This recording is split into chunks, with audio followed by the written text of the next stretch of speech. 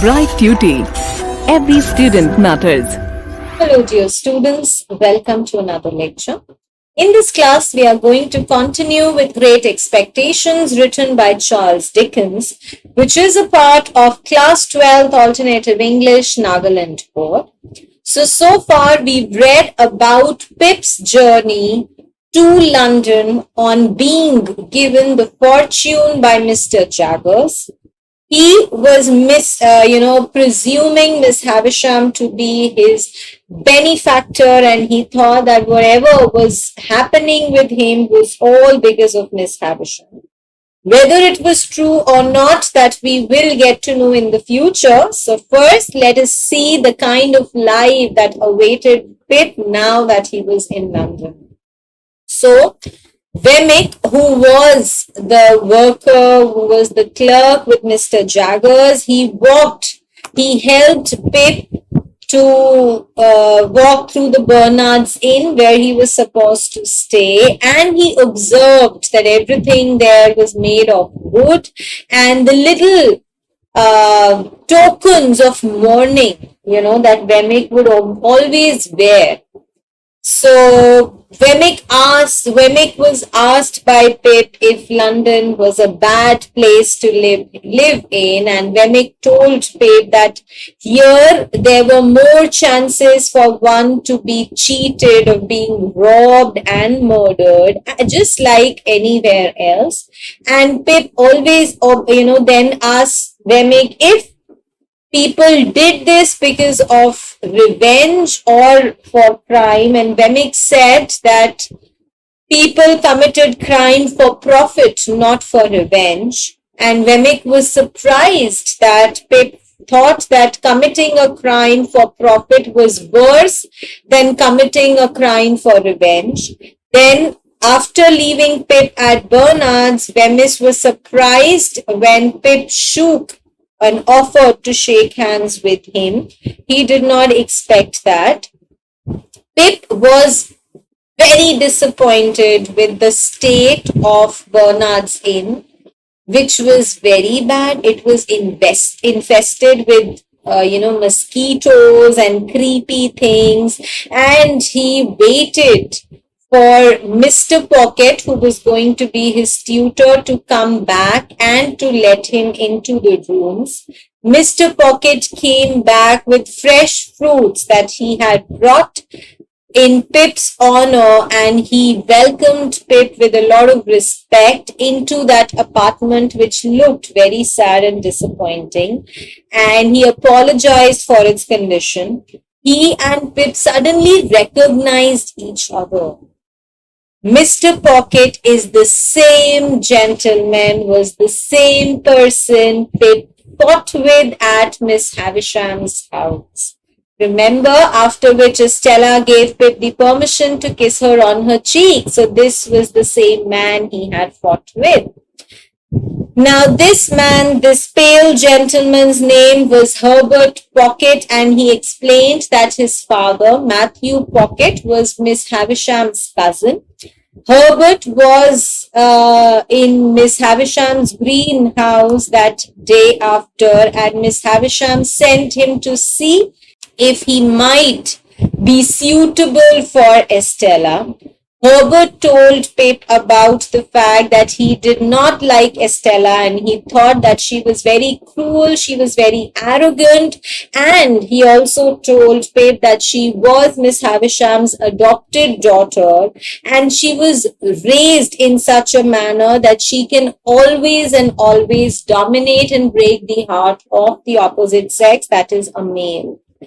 Pip was very surprised and impressed with Herbert and his open and kind personality, and he told Herbert about his background, and he told Herbert to correct if he was lagging somewhere with respect to his mannerisms. Herbert asked Pip his name, and he told that his name was Philip. Herbert did not like the name, and he decided to call Pip Handel after the book, The Harmonious Blacksmith. So this book had a blacksmith whose name was Handel. So he decided he was going to call him Handel. Now at dinner, Herbert told Pip about Miss Havisham's story. He told that Miss Havisham was the spoiled daughter of a very wealthy brewer. We have learned who is a brewer or what is a brewery, where beer is made. Her mother, Miss Havisham's mother, died very early, and her father married and had a son with his cook. Though both of them were raised apart, both of them were raised as a part, of a family. The son, that is Miss Havisham's step brother, was very rebellious, was always ready to fight, and his father left him a very small amount of his property than what he had left for Miss Havisham, and that led to a lot of resentment, a lot of problems between the two. And Miss Havisham fell in love with, and then she was left by a man to whom she had given a lot of money and who convinced her to buy her half brother's share also out of the brewery. On their wedding day, this man did not come up.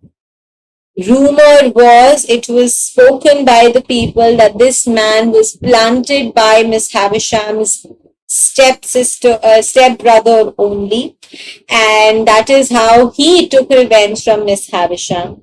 Though Herbert does not know where Miss Havisham's half-brother or that man who was supposed to marry Miss Havisham was, but after that Miss Havisham was devastated, and then the entire time she was always living with the feeling of being betrayed. Miss Havisham did not have a very good relationship with people except for Matthew Pocket, and because the others were always jealous and scheming against her. He, that is Matthew Packet, was the only one who had warned Miss Havisham about her fiance, telling her that he was not the right person she was planning to marry, perceiving that, the man was trying or showing to be good but actually was not. Miss Havisham was offended by the warning. He did not like this warning, and she accused her cousin Matthew Pocket that he wanted her money, and that is why he was putting all this in his ears. Herbert concluded by telling Pip that whatever he knew of Miss Havisham, he told him everything. He promised that there would nothing that would ever come between him and Pip in the future, and he also swore never to ask about Pip and his past. Pip thought that Herbert was just acknowledging the fact, he was just paying respect to the fact that it was Pip who was Miss Havisham's patron, who was to get whatever Miss Havisham had now. Now Herbert described his own ambition of becoming a businessman, of becoming an insurer of the ships, and currently he was working in the counting house. Pip was always, he was suspecting that Herbert would never become successful in his business. Next day, Herbert took Pip to Matthew Pocket's house, which was in the countryside outside London. There they met Mrs. Pocket, who was reading in the garden, and she was not aware to, one of her 6 children, and she was always tumbling over the footstool. So she has been portrayed as a very confused, a very dazed lady. And she and her children are attended by 2 maids who were very frustrated, and these maids were Millers and Flopson. Mrs. Pocket acted in an absent-minded and an unfamiliar way with her own children. Pip learned that Mrs. Pocket is the only daughter of a knight, of a soldier who although was poor but was very proud of his title, and he ordered that his daughter would be raised without learning any practical domestic skills. So he wanted his daughter to marry somebody who had a title, and he never wanted his daughter to learn any of the domestic skills. She ran away with Mr. Pocket. Her father had no money to pay as dowry, so only gave her the blessing.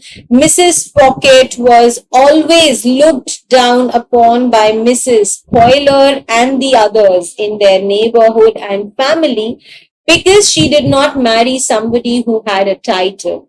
Mr. Pocket was repeatedly blamed by her family for not having a title. Now, Mr. Pocket was unaffected by it, and he showed Pip his room and introduced him to the other students who were going to study with him. Bentley Drummle, who was an heir to baronetcy. Heir means he was the son of a baronet and starter. At dinner, Pip observed that the servants of the Pockets, they had a lot of power in the household than the Pockets themselves. And Mrs. Pocket, she also revealed that the book that she was reading is a book on titles only. Now, when the children who were going to study together, when they were brought in after dinner, Mrs. Pocket allowed the baby to play with the nutcrackers while she was discussing how the life of the baronets were with Bentley Drummle, and scolded her older child, Jane, for suggesting that if the baby plays with the nutcracker, then it is going to be dangerous for the baby. So she did not like her daughter saying this to her. Mr. Pocket was very annoyed with his wife's negligence, but could not say anything.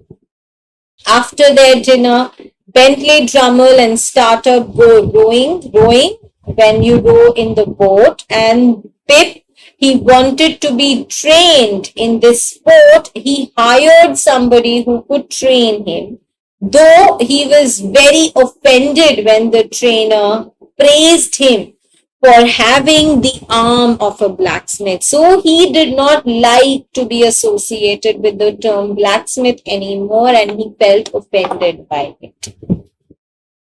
Now, several days later, Mr. Pocket told Pip that he was told by Mr. Jaggers that Pip is not supposed to be trained for some particular profession, but to be educated so that he could become a wealthy young gentleman.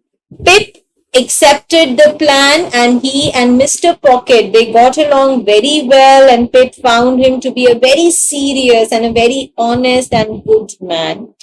Pip decided that he was going to rent one of the rooms in the Bernard's Inn for variety, so that he could have company, and obviously so that Herbert would also stay with him for a longer time.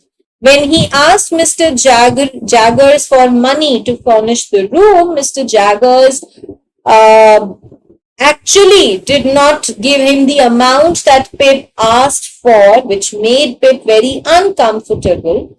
And when he shared this discomfort with Wemmick, Wemmick assured him that that was because Mr. Jaggers intended good only for him. It was nothing personal but only professional, since Mr. Jaggers was accountable for whatever small amount of money that Pip was going to spend.